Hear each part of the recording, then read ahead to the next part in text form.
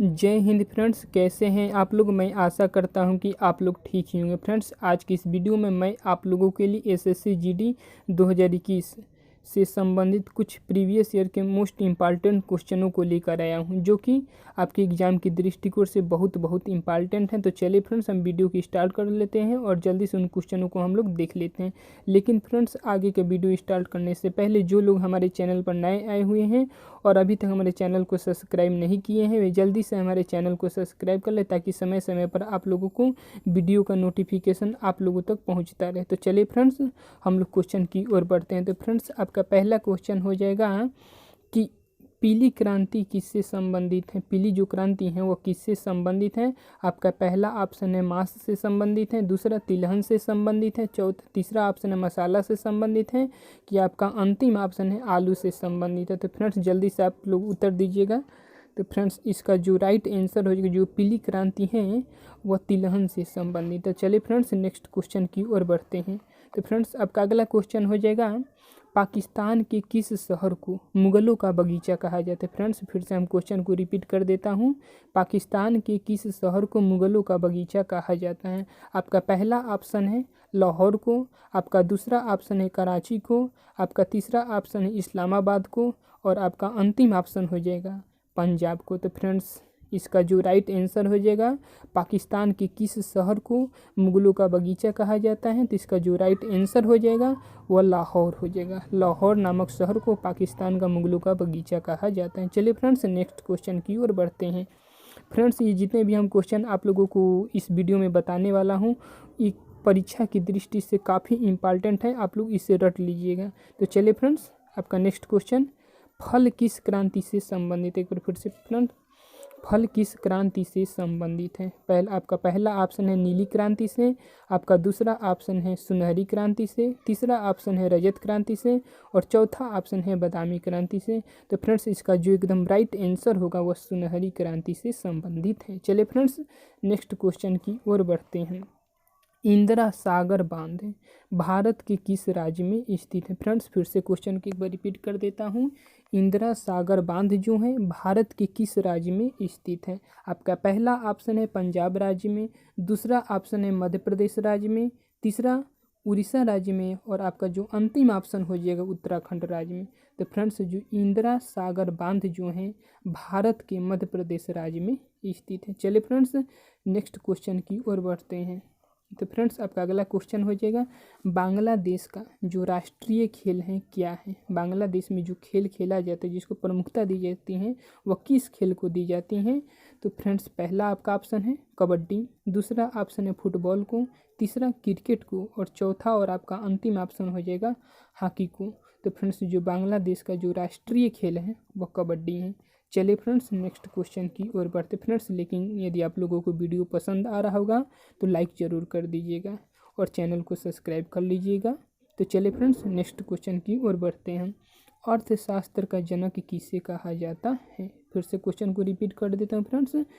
अर्थशास्त्र का जनक किसे कहा जाता है। पहला ऑप्शन एडम स्मिथ को कहा जाता है, दूसरा नौरोजी को कहा जाता है, तीसरा स्वामीनाथन को, और चौथा और आपका अंतिम ऑप्शन हो जाएगा अशोक कुमार माथुर को। तो फ्रेंड्स, मैं आप लोगों को बता देता हूँ कि जो अर्थशास्त्र का जनक है वो एडम स्मिथ को कहा जाता है। चलिए फ्रेंड्स, नेक्स्ट क्वेश्चन की ओर बढ़ते हैं। मानव विकास रिपोर्ट पहली बार कब जारी किया गया था। जो मानव विकास रिपोर्ट होता है वह पहली बार कब जारी किया गया था फ्रेंड्स। तो आपका जो पहला ऑप्शन है 1992 में, दूसरा ऑप्शन 1990 में, तीसरा ऑप्शन 1991 में, और चौथा और आपका अंतिम ऑप्शन हो जाएगा 1995 में। तो फ्रेंड्स, मानव विकास रिपोर्ट पहली बार 1952 में जारी किया गया था। अब फ्रेंड्स, एक और इम्पॉर्टेंट इससे क्वेश्चन बनता है कि मानव विकास रिपोर्ट जारी करने वाला पहला राज्य वह कौन सा है। तो फ्रेंड्स, आप लोग बता दीजिएगा कि मध्य प्रदेश जो भारत के एक पहला राज्य है कि जिन्होंने पहली बार मानव विकास रिपोर्ट जारी किया था। चलिए फ्रेंड्स, नेक्स्ट क्वेश्चन की ओर बढ़ते हैं। योजना आयोग की स्थापना कब किया गया था। फिर से क्वेश्चन को रिपीट कर देते हैं फ्रेंड्स।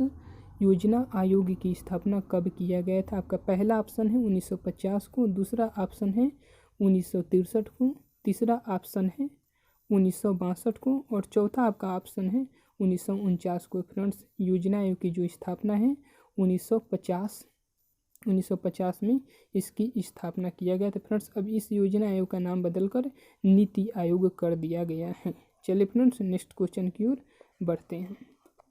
भारत में राष्ट्रीय आय का प्रमुख स्रोत क्या है? भारत में राष्ट्रीय आय का प्रमुख स्रोत क्या है? पहला प्राथमिक क्षेत्र, दूसरा वित्तीय क्षेत्र, तीसरा द्वितीय क्षेत्र कि चौथा तृतीय क्षेत्र।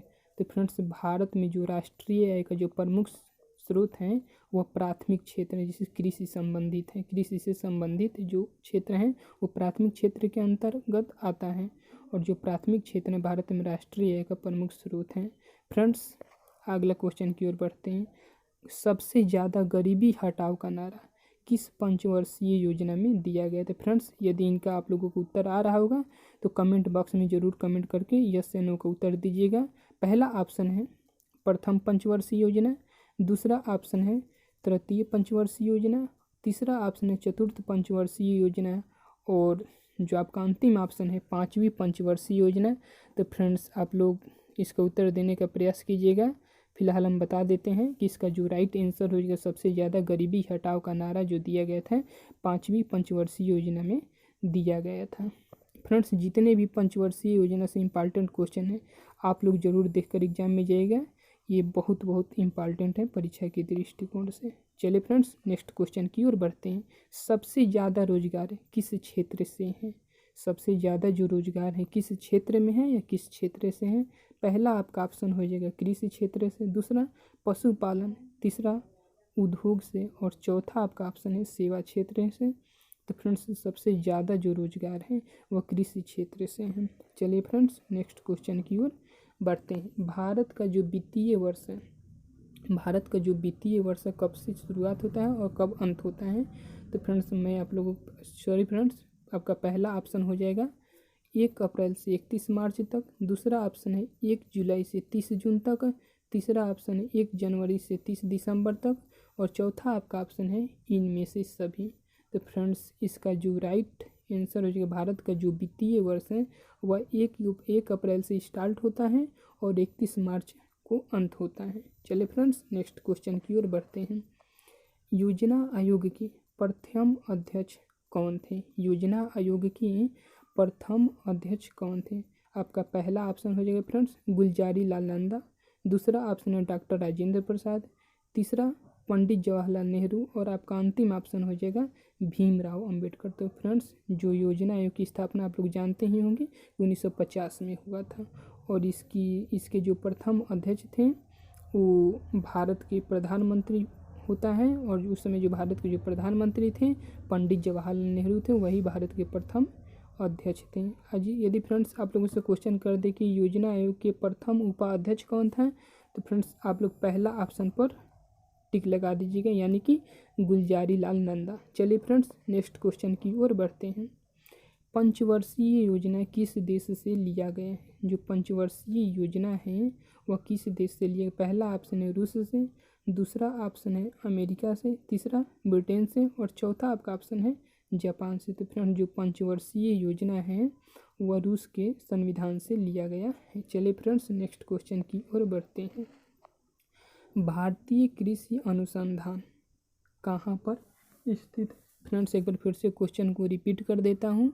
भारतीय कृषि अनुसंधान कहाँ पर स्थित है? पहला ऑप्शन है नई दिल्ली, दूसरा कटक, तीसरा देहरादून, और चौथा आपका ऑप्शन है लखनऊ। तो फ्रेंड्स जो भारतीय कृषि अनुसंधान है वह नई दिल्ली में स्थित है। चलिए फ्रेंड्स नेक्स्ट क्वेश्चन की ओर बढ़ते हैं।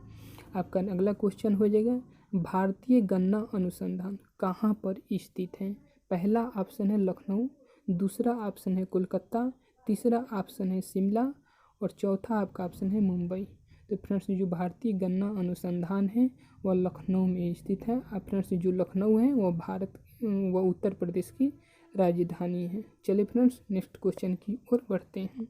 फाउंटेन पेन का आविष्कार किसने किया था? फिर से क्वेश्चन को रिपीट कर देता हूँ फ्रेंड्स। फाउंटेन पेन का आविष्कार किसने किया था? पहला आपका ऑप्शन हो जाएगा मैकमिलन ने, दूसरा हेनरी ने, तीसरा वाटरमैन ने, और तीसरा आपका ऑप्शन हो जाएगा बुशनेल ने। तो फ्रेंड्स इसका जो राइट आंसर हो जाएगा फाउंटेन पेन का जो आविष्कार है वाटरमैन ने किया था। चलिए फ्रेंड्स नेक्स्ट क्वेश्चन की ओर बढ़ते हैं। फ्रेंड्स ये जितने भी क्वेश्चन हम आज आप लोगों की इस वीडियो में देने वाला हूँ ये बहुत इम्पॉर्टेंट है, प्लीज़ आप लोग इसे रट लीजिएगा एग्जाम में जाने से पहले। चलिए फ्रेंड्स, पुलित्ज़र पुरस्कार किससे संबंधित है? जो पुलित्ज़र पुरस्कार होता है वह किस क्षेत्र में दिया जाता है? कह सकते हैं तो साहित्य के क्षेत्र में, कि विज्ञान के क्षेत्र में, कि पत्रकारिता के क्षेत्र में, कि संगीत के क्षेत्र में। तो फ्रेंड्स जो पुलित्ज़र पुरस्कार होता है वह पत्रकारिता के क्षेत्र में दिया जाता है। चलिए फ्रेंड्स नेक्स्ट क्वेश्चन की ओर बढ़ते हैं। तो आपका अगला क्वेश्चन हो जाएगा, हुमायूं का जो मकबरा है किस राज्य में स्थित है? जो हुमायूं का मकबरा है वो भारत के किस राज्य में स्थित है? पहला आपका ऑप्शन हो जाएगा सिकंदराबाद, दूसरा अजमेर, तीसरा दिल्ली और चौथा और आपका अंतिम ऑप्शन हो जाएगा आगरा। तो फ्रेंड्स जो हुमायूं का मकबरा है वह दिल्ली में स्थित है। चलिए फ्रेंड्स नेक्स्ट क्वेश्चन की ओर बढ़ते हैं। फ्रेंड्स तो आपका अगला क्वेश्चन है, नेपाल की संसद को हम लोग क्या कहते हैं? नेपाल की संसद को जिस प्रकार हम लोग भारत में अपने पार्लियामेंट को संसद के नाम से जानते हैं, ठीक उसी प्रकार नेपाल के संसद को क्या कहा जाता है? तो आपका पहला ऑप्शन है संसद ही कहा जाता है, कि दूसरा जातीय संसद, तीसरा राष्ट्रीय पंचायत, चौथा शूरा।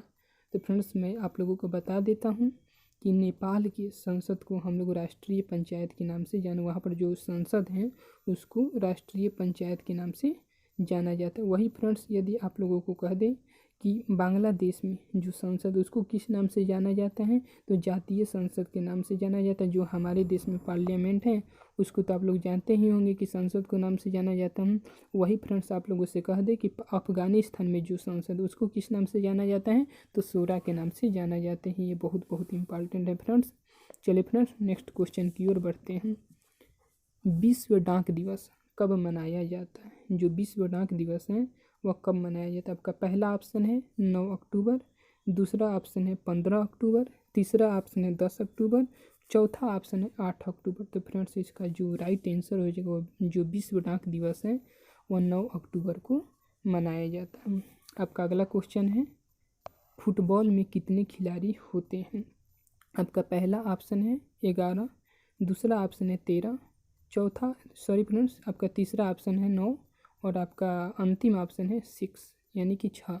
तो चलिए फ्रेंड्स इसका जो राइट आंसर हो जाएगा, जो फुटबॉल में 11 खिलाड़ी होते हैं। यदि फ्रेंड्स यही क्वेश्चन आपसे पूछ लें कि रग्बी फुटबॉल में कितने खिलाड़ी होते हैं, तो फ्रेंड्स आपको बताना होगा कि जो रग्बी फुटबॉल है उसमें 15 खिलाड़ी होते हैं। चलिए फ्रेंड्स नेक्स्ट क्वेश्चन की ओर बढ़ते हैं। अष्टमुदी जो झील है किस राज्य में स्थित है? अष्टमुदी जो झील है भारत के किस राज्य में स्थित है? पहला आपका ऑप्शन है उत्तर प्रदेश, दूसरा झारखंड, तीसरा केरल और चौथा आपका ऑप्शन है पश्चिम बंगाल। तो फ्रेंड्स जो अष्टमुदी झील है वो भारत के केरल राज्य में स्थित है। चलिए फ्रेंड्स अगला क्वेश्चन की ओर बढ़ते हैं। पारिस्थितिकी विज्ञान केंद्र कहाँ पर है? आपका पहला ऑप्शन है लखनऊ में, दूसरा बेंगलुरु में, तीसरा देहरादून और चौथा ऑप्शन है दिल्ली। तो फ्रेंड्स जो पारिस्थितिकी विज्ञान केंद्र है वह बेंगलुरु में स्थित है। चलिए फ्रेंड्स नेक्स्ट क्वेश्चन की ओर बढ़ते हैं। बी कमिंग पुस्तक के लेखक कौन है? फिर से फ्रेंड्स क्वेश्चन को पढ़ देता हूँ। बी कमिंग नामक जो पुस्तक है उसके लेखक कौन है? पहला ऑप्शन डोनाल्ड ट्रंप जो कि अमेरिका के पूर्व राष्ट्रपति हैं, और आपका दूसरा ऑप्शन है मिशेल ओबामा और आपका तीसरा ऑप्शन है राजनाथ सिंह और आपका जो अंतिम ऑप्शन है स्मृति ईरानी। तो फ्रेंड्स बी कमिंग नामक पुस्तक के जो लेखक हैं मिशेल ओबामा है। चलिए फ्रेंड्स नेक्स्ट क्वेश्चन की ओर बढ़ते हैं। तो फ्रेंड्स आपका अगला क्वेश्चन, ग्रीन मफलर किससे संबंधित है? पहला ऑप्शन ध्वनि प्रदूषण से, दूसरा वायु प्रदूषण से, तीसरा जल प्रदूषण से और आपका जो अंतिम ऑप्शन है कि इनमें से सभी यानी कि ध्वनि प्रदूषण, वायु प्रदूषण और जल प्रदूषण ये तीनों। तो फ्रेंड्स जो ग्रीन मफलर है वो ध्वनि प्रदूषण से संबंधित है। चलिए फ्रेंड्स आपका अंतिम क्वेश्चन है, भारत का नया मानचित्र कब जारी किया गया था? ये फ्रेंड्स बहुत इम्पॉर्टेंट क्वेश्चन है। भारत का नया मानचित्र कब जारी किया गया? पहला ऑप्शन 8 नवंबर 2019 को, दूसरा ऑप्शन 8 अक्टूबर 2019 को और तीसरा ऑप्शन 2 नवंबर 2021 को और आपका अंतिम ऑप्शन है 15 नवंबर 2021 को। तो फ्रेंड्स जो भारत का नया मानचित्र है वो 2 नवंबर 2019 को जारी किया गया है। फ्रेंड्स, यदि आप लोगों को वीडियो पसंद आया होगा तो प्लीज़ लाइक ज़रूर कर दीजिएगा, और अभी तक हमारे चैनल को सब्सक्राइब नहीं किए होंगे तो हमारे चैनल को ज़रूर सब्सक्राइब कर लीजिएगा, ताकि आप लोगों को वीडियो का नोटिफिकेशन आप लोगों तक पहुंचता रहे। तो फ्रेंड्स, आज की इस वीडियो में बस इतना ही। फ्रेंड्स, मिलते हैं अगले वीडियो में। जय हिंद।